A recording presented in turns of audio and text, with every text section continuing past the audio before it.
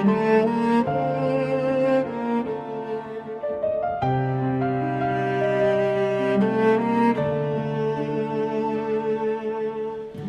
kiməm ki, hansı varlıq qoxmuş, palçıqdan alınmış, quru gildən yaranmış.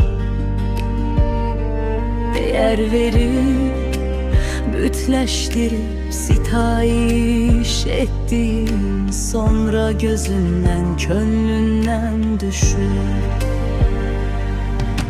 Vurub, sındırıb, dağıtdığın oysa yarattı, değerini bildi, nəfəsindən, ruhundan üfürdü.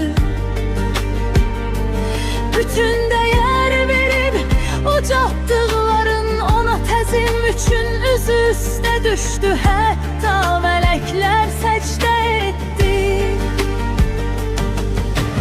İnkar etdin təhkəbürlə sən, nə ben səcdə edənlərlə birgə deyilsən.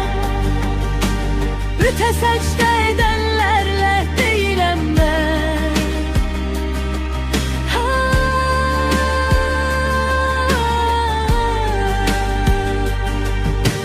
Sən bir alma eşqiyle cennetten uca məqamdan qovuldun, tərk edilenlerden sen.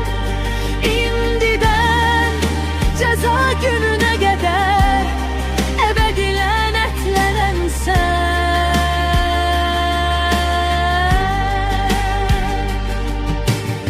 Zamanın vardır səhvini anlayıp yeniden doğulana qədər.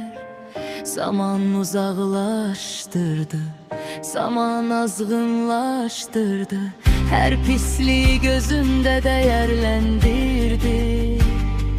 Değersiz olanı qiymətləndirdi.